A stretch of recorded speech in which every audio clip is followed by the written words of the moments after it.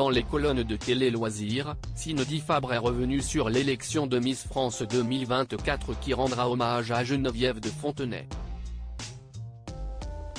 L'occasion de lever le voile sur ses derniers échanges avec la figure emblématique des concours de beauté. Elle allait célébrer ses 91 ans, mais Geneviève de Fontenay en avait décidé autrement. La dame au chapeau saine est finalement allée au cours de l'été. Son fils cadet, Xavier de Fontenay a annoncé la terrible nouvelle le 2 août 2023. L'ancienne présidente du comité Miss France aurait alors succombé d'une crise cardiaque survenue durant son sommeil.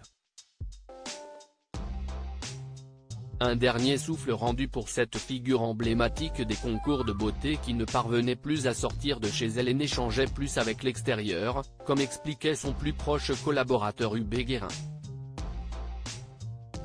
Elle est partie entourée de sa famille proche, mais aussi profondément seule sur les dernières semaines de sa vie.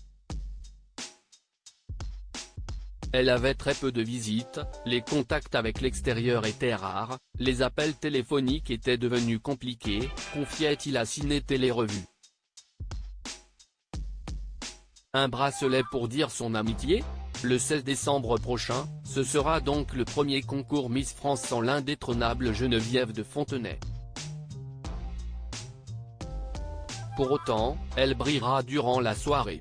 Tandis que les 30 représentantes des régions de l'Hexagone s'affronteront sur la scène à Dijon, un hommage sera rendu à l'ancienne présidente du comité Miss France.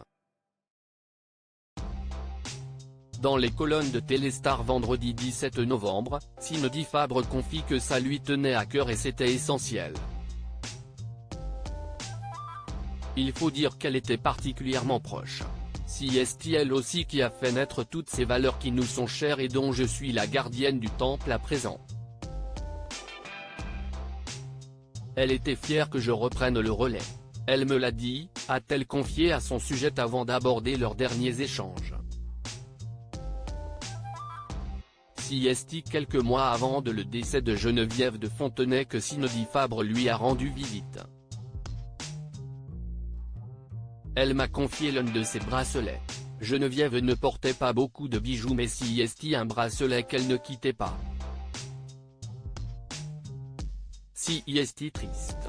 Quand une personne commence à vous transmettre ses objets personnels, vous savez qu'elle a commencé à tirer un trait sur tout ça. C'était une sorte de passation.